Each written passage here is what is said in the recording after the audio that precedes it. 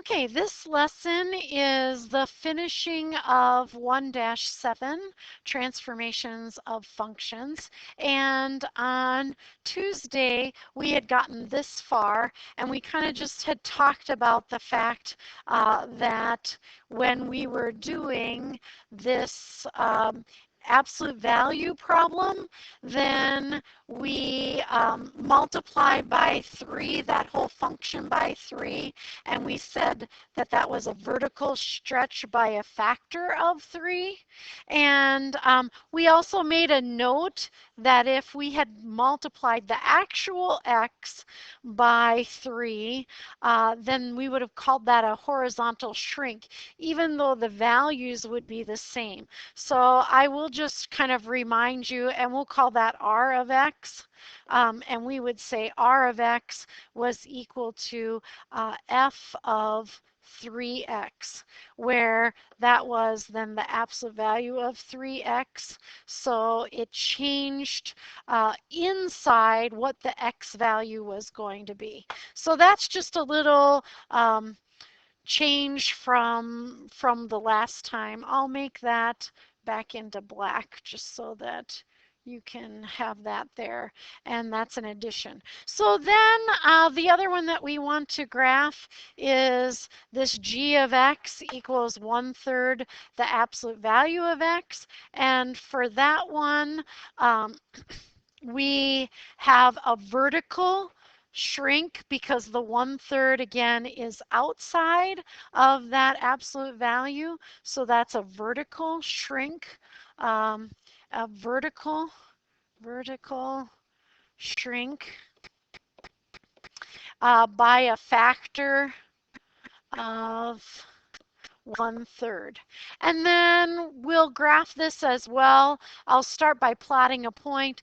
A couple points, it's still at 0, 0. But then a convenient point to pick is if x is 3, it's at 1. If x is at -3, it's at -1. And then I'll just draw that line in for us as well. And so this graph in green here is the g of x graph. So this is g of x equals 1/3 the absolute value of x. The blue one was our original f of x, which was the absolute value of x. Let me rewrite that a little better. The absolute value of x. And the red one there was h of x, which is 3 the absolute value of x. So just kind of seeing how those are portrayed as we look at that. The next problem, and here's kind of the slides for that one. The next problem that I wanted to also add, because we've done a lot with absolute value and squaring or to the 4th power. And I just want to remind you that, there are other parent functions as well. So our 5th example that we're going to add is that f of x is equal to 2 minus x to the 3rd. And for this one, I'm just going to remind you that we could rewrite that f of x as negative x to the 3rd plus 2. And in that version, it might be just a little easier for you to graph. The parent function in this case is x to the 3rd. And the negative x to the 3rd does a reflection in the x-axis, and then that plus 2 hikes it up to as we're looking at that. So I'll grab a piece of graph paper here and put that on. So our original function I'll call m of x, which is that parent function x to the 3rd. Just a reminder, when I'm at 0, I'm 0. 1 raised to the 3rd is 1. 2 raised to the 3rd was 8. 1 raised to the 3rd is -1, and -2 raised to the 3rd is -8. And so this is that original function as I look at that, and um, I'm a little curvy on the bottom there, but that's okay. So for this one, because it's negative x to the third, that would reflect that in this x-axis. Let me see if I can clone that a second, and I'll flip that up and down. So there's kind of the original function flipped, and then I'm going to hike it up 2 as well. So my points as I flip the 0, 0 just goes up 2. I flip this point down 1, and then I carry it up 2, so it kind of ends. I flip it over the x-axis is what I should have said. I flip it over the x-axis, then I hike it up 2, and so it actually ends up in that same spot. And then this point, when I reflect that over that axis, and then I hike it up 2, it ends up right up there. And I'll change this as my new graph. I'll change that to a blue color so we can see what's kind of happened there with that one. And so this one we would say is reflected in the x-axis and shifted or translated up 2. Just to see and remember kind of another one of these things as we go through. So that finishes section 1.7. Just to kind of go back to the beginning of the section, make sure that you can do this. You can use vertical and horizontal shifts to sketch graphs of functions, use reflections to sketch graphs of functions, and the non-rigid transformations, which is the vertical stretching or shrinking and horizontal stretching or shrinking. So that finishes lesson 1.7.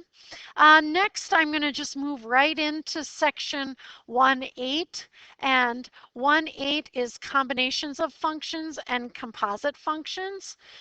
If at any time you want to pause this so that you have a moment or two to write things down, feel free to do that. I will just kind of keep going through the lesson as I feel like there is time. So this is combinations of functions and composite functions. So we're going to be looking at adding, subtracting, multiplying, and dividing functions, and then also finding the composition of a function. And if you remember, that's kind of nesting the functions where we find, we put our value of x in the first function, get that answer, and then that answer becomes the x value in the other function.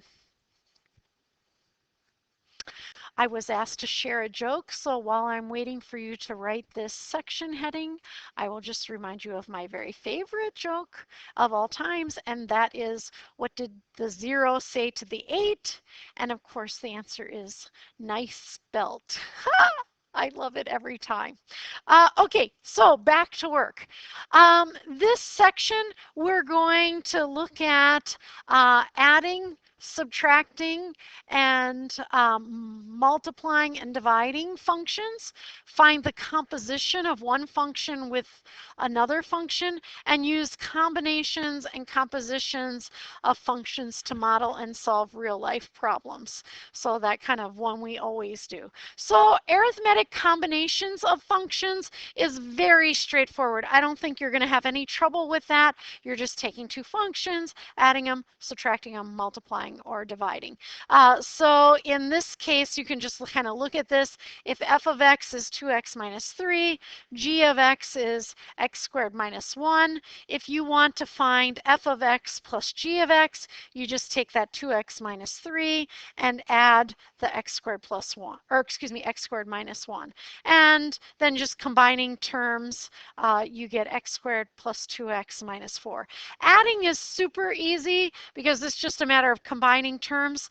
Subtracting is the one that if this had been a subtraction sign, you just have to remember to distribute it through. And so just a kind of a little comment on that to remember how to do that. And then here's just this same one. We're going to look at them subtracted now, and we'll do an example or two, so we'll have some that we're writing down, but right now we'll just look at that. There's the first function minus the second function, and again, we have to distribute those. That's why it's negative x squared, still plus 2x, and then it's that minus 3 and minus negative 1 or plus positive 1. That's how we get that minus 2. If we're multiplying these two functions, in this case, we'll just use the FOIL or distributive property, 2x times x squared, 2x to the third. Then they did negative 3 times x squared, which is minus 3x squared. Negative, or excuse me, 2x times negative 1 is negative 2x, and then negative 3 times negative 1 is plus 3. And then when we divide, really in this case, look, you just write that fraction and you're done with it. We do have to give the values that would be undefined for the domain. So the way we get that is we set the denominator equal to 0, x squared minus 1 equals 0, x squared equals 1, and so x equals plus or minus 1. So x would equal plus or minus 1 would make the denominator 0. So since we're not allowed to have that denominator equal to 0, we say that it's not equal to that. So just a little reminder, division, that's the one thing that you have to be careful of. And so then we have a slide that talks about the domain of an arithmetic combination of functions consists of all real numbers that are common to the domains of each of them. And then, just gives that further restriction that if it's a quotient problem, that denominator cannot equal 0, just as a little reminder. Now, you can pause this and write down these sum and difference, product, and quotient functions so that you have that written in your notes. And I'm just going to go on. So pause that now if you want to, so that you can write those, and then you can move on. Now I'm moving on to example 1, and I'm going to actually extend example 1 to finding more things. So for you, you might write down that for example 1, f of x is 2x plus 1, and g of x is x squared plus 2x minus 1. And we're going to find f plus g of x, and then we're also going to evaluate that when x equals 3. So I'll do my work in a different color. So I want f plus g of x, and that simply means that I'm going to take this and add it to that. And I'm trying to use yellow as kind of an accent color. Most of the time I'll just get rid of the yellow after I've gone through a problem. And so it's really taking this 2x plus 1 and adding x squared plus 2x minus 1. In general practice, sometimes I don't put those in parentheses when it's an addition problem, because I feel like I can manage that either way. And so for this one, I'm going to combine terms and put it from highest to lowest power. So x squared, there's just x squared, plus 2x is plus 4x. And plus 1 and minus 1 is 0. So then my new rule is just this x squared plus 4x. So then when I have to find f plus g of 3 when it said when x equals 3, then I can just put that in this new version. So 3 squared plus 4 times 3, which is 9 plus 12, which is 21. And so there is the sum of those two. We're going to extend this problem a little bit and just find the other parts as well. So I'll just draw a line right here so I can kind of still see my functions. And now we're going to go f minus g of x. And for that one, I do want to use the parentheses as I go. 2x plus 1 in parentheses minus x squared plus 2x minus 1. And I'll take care to make an extra step or two. So the first set of parentheses, I can just drop that because there's nothing multiplied by it. So 2x plus 1. The second set of parentheses, I have to distribute that negative to all of the parts there. And so I'm going to do that. Maybe I'll just leave that writing there. So that's minus x squared minus 2x and then plus 1. When I combine like terms in this one, and I'll write it from highest power to lowest, I get negative x squared. The 2x and negative 2x cancel out, and now it's plus 1 and plus 1, so I get plus 2. If I needed to evaluate that when x equals 3, I would simply put 3 in there. I'd get negative 9 plus 2, or negative 7. I also want to use these same two functions to find the product and the quotient. So I'm going to set that up a little higher. And the next thing that I'm going to do, I'll just kind of make this into a little 4 boxes. The next thing that I'm going to do is find f times g of x.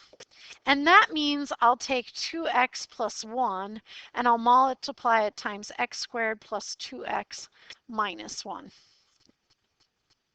And the way that I'm going to do that is I'm going to take this 2x in the front, multiply it by all those terms first.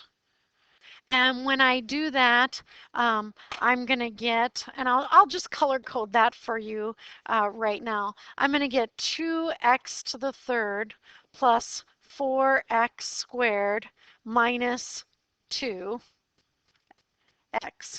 minus 2x. I kind of forgot to say that. And then I'm going to take that and I'll use a different kind of lightish color. And now I'm going to take that 1 and multiply that times everything as well. And I'll put that in this red color. So when I multiply through the 1, I get plus x squared plus 2x and minus 1. Now, again, it's just a matter of combining like terms. And so when I do that, and I'll write it from the highest power to the lowest power, 2x to the third is the only one of those. And then I have 4x squared plus x squared. And so that's 5x squared. And I have minus 2x and plus 2x, those cancel, and then I just have minus 1. So the product of f of g of x is 2x to the third plus 5x squared minus 1. And again, I'm not going to evaluate that one at 3, but if I had to evaluate it as for 3, I would just put 3 in for the x values. For all of those operations, the domain of each of those functions was all real numbers. And when we added, subtracted, and multiplied those, the domain continues to be all real numbers. The one that we have to use care with is when we find the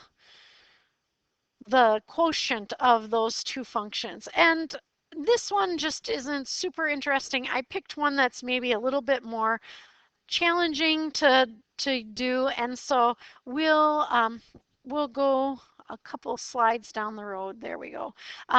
And we'll do this extra problem. I'll call this one number 2. So this will be number 2, and I'm just going to handwrite it. It's find f divided by g of x for the functions given, functions given,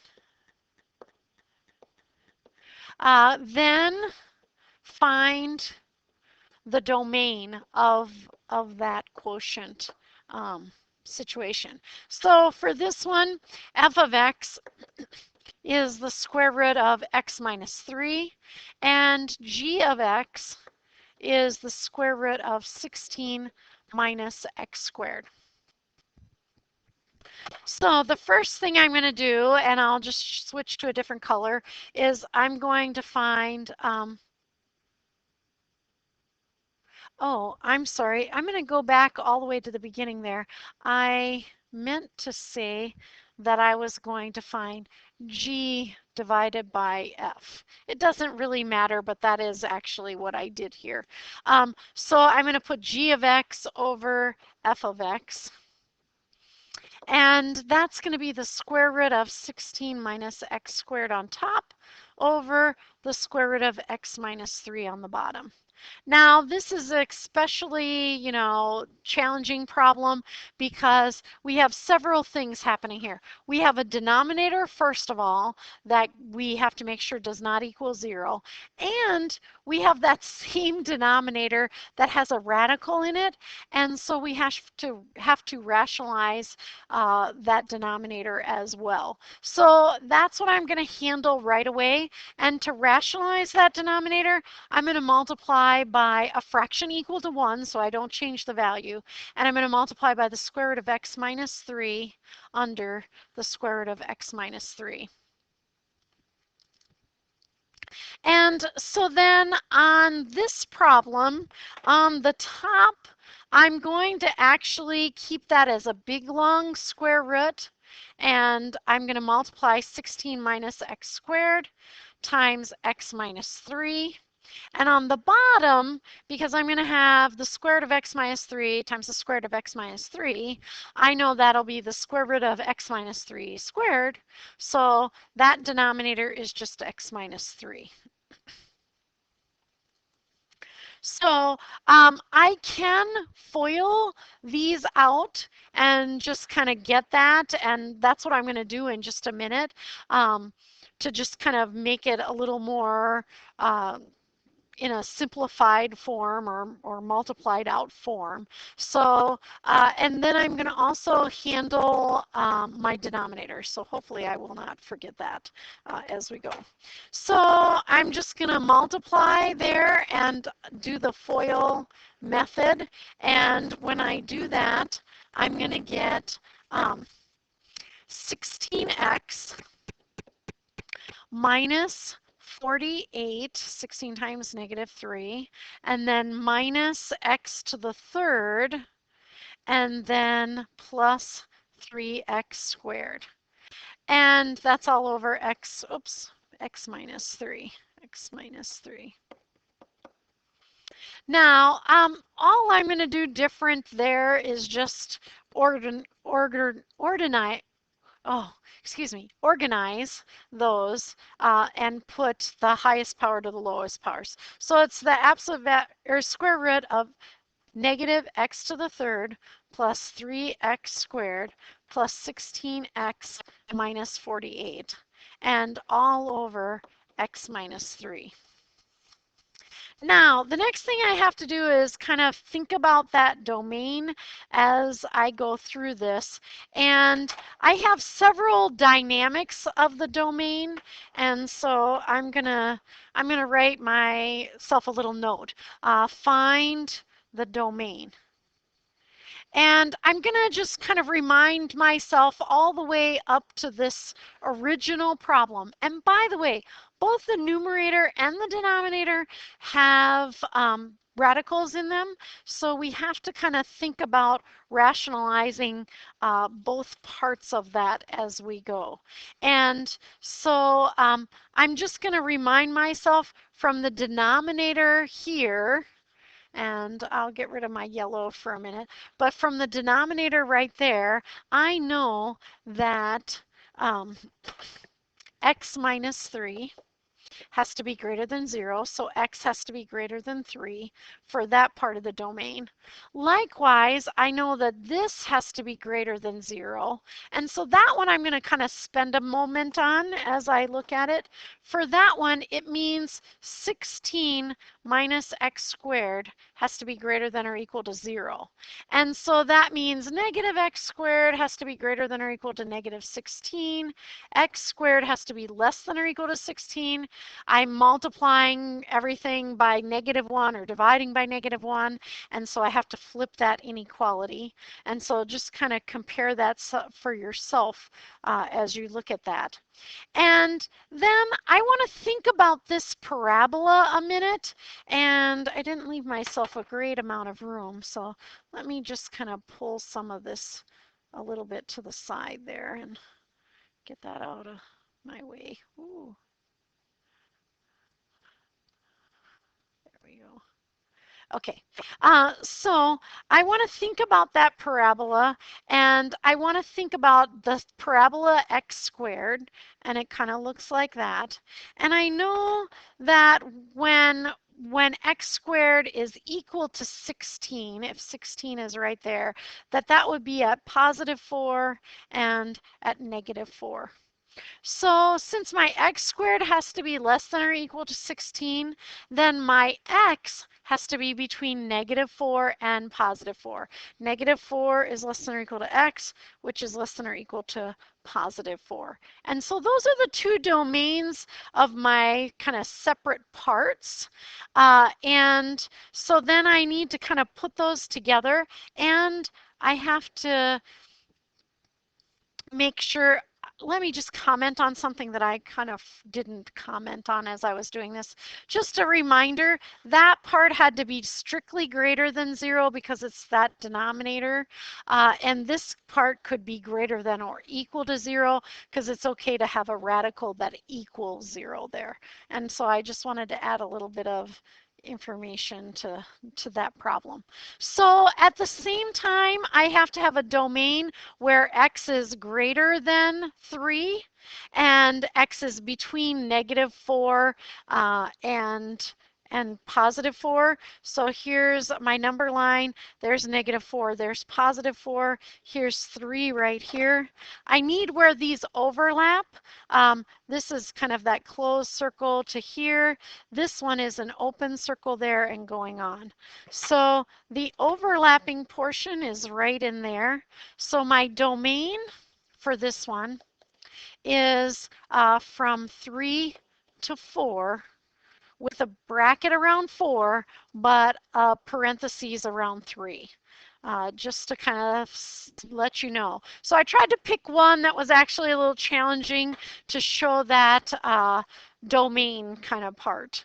And now I want to look at compositions of functions, and that's where we're finding like f of g of x. And so for that, and you can just look at this slide to begin with. Another way of combining two functions is look at the composition of one with the other. So if f of x is x squared and g of x is x plus 1, this is that kind of nesting kind of concept. F of g of x means we do g of x first. And so in place of the x in f of x, we put the stuff that's g of x, so f of x plus 1, and then we replace that x in x squared with x plus 1. And that is not fog, but is f composed with g. So that little open circle there means the composition of two functions. Here's the definition of composition of functions, a nice little illustrative thing as well, and I'll let you look at that. Another thing you want to make sure you note, if you have to stop this to write some things down, is the domain of f composed with g is the set of all x in the domain of g such that g of x is in the domain of f. And we'll look at that. So if you want to pause that to do that problem, go ahead. Otherwise, I will be moving on. Here's our first example, and it's to do a couple problems here. I'll just be working through these because, as you know, I'm not in the room. So the first one is f of x is, this is example number 5. F of x is x plus 2. G of x is 4 minus x squared. We're finding the following. So f composed with g of x means you're going to find f of g of x. And so really you're going to replace this g of x that is right there, and I'm going to erase that in a minute, that g of x with 4 minus x squared. So we're going to find f of 4 minus x squared. And when we do that, that's going to equal, remember our f rule is this x plus 2. So in place of that x, we're going to put all that stuff. So I'm going to get rid of those things that I just put there. So that is going to be 4 minus x squared plus 2. And then we just kind of do whatever we need to clarify, clean that up. So it'll be negative x squared plus 6, or it could be written as 6 minus x squared, just to kind of let you know as you look at that one. That's letter A. I'll label that as A because I can see I'm going to run out of room. I'll just put B right here. So we'll kind of ignore that one for now. And we'll put B, which is G composed with F of X. And so that one means we're going to find G of F of X.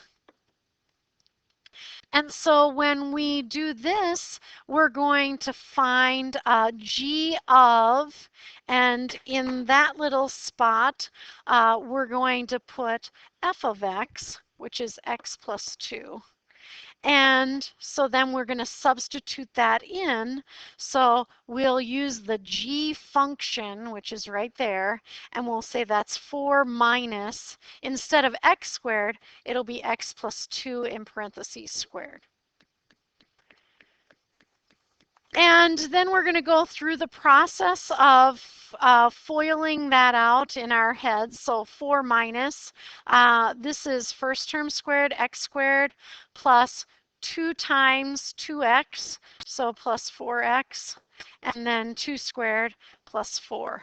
Then I'm going to distribute that negative, so I'll get 4 minus x squared minus 4x minus 4.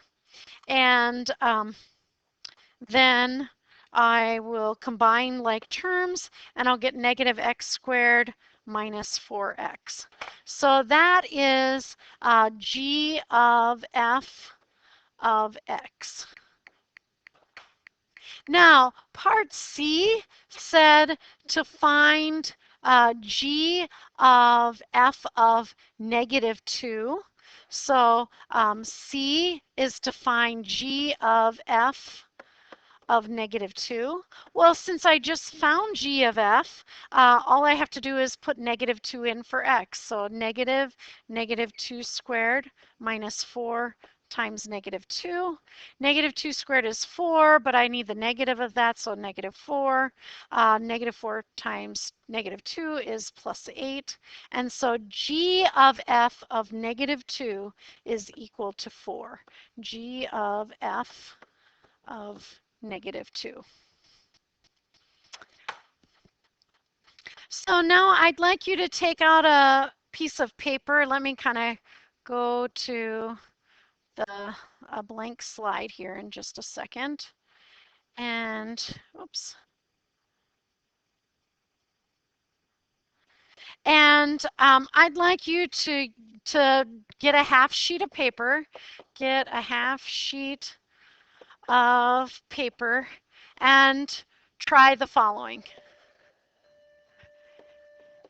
If f of x is 2x plus 5 and g of x is 4x squared plus 1, I want you to find f of g of x and g of f of x and f of g of -1/2.